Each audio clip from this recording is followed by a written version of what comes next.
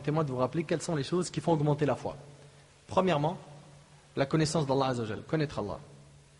Connaître ses noms et ses attributs. Allah Tabarak wa Ta'ala dit dans Sourate Fatir, Sourate 35, verset 28, Innama yakhsha Allah min ibadihi al-ulama. Parmi ses serviteurs, seuls les savants craignent Allah. 2. Parmi les choses qui font augmenter la foi, il y a la méditation sur le Coran. Allah Tabarak wa Ta'ala dit dans Sourate Muhammad, Sourate 47, verset 24, Afala yatadabbaruna al-Qur'an am ala qulubin aqfaluha. Ne médite-t-il pas sur le Coran ou y a-t-il des cadenas sur leur cœur? Il faut méditer le Coran. Troisièmement, la méditation sur l'univers. Médite sur les cieux, la terre, le soleil, la lune. Allah Jalla wa Ala a dit dans Sourate Ali Imran, Sourate 3, versets 190 et 191, Inna fi khalqis samawati wal ard. Wa ikhtilafi al-layli wal nahar la ayatin li ulil albab. الذين يذكرون الله قياما وقعودا وعلى جنوبهم ويتفكرون في خلق السماوات والأرض ربنا ما خلقت هذا باطلا سبحانك فقنا عذاب النار. En vérité, dans la création des cieux et de la terre, et dans l'alternance de la nuit et du jour, il y a certes des signes. Pour qui?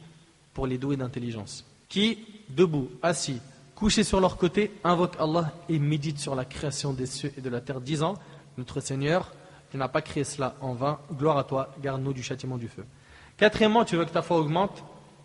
Fréquente les savants et les gens de science, pendant qu'ils sont encore en vie. Et après leur mort, pendant qu'ils sont en vie, tout le monde a compris.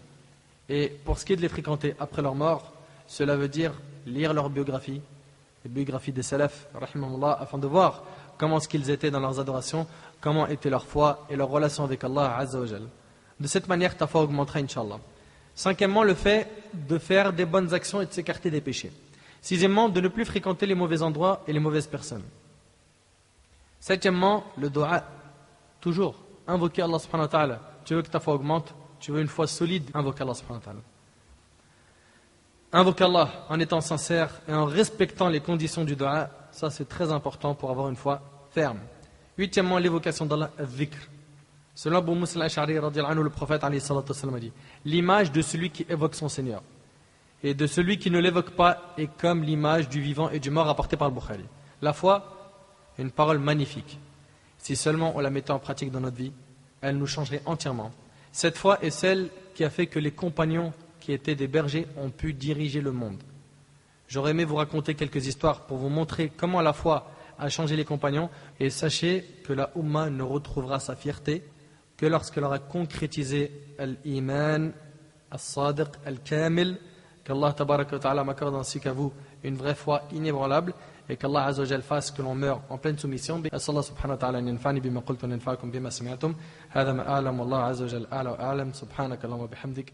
Ashhadu an la ilaha illa anta astaghfiruka wa atubu ilayk. Barakallahu fikum wassalamu alaykum wa rahmatullahi.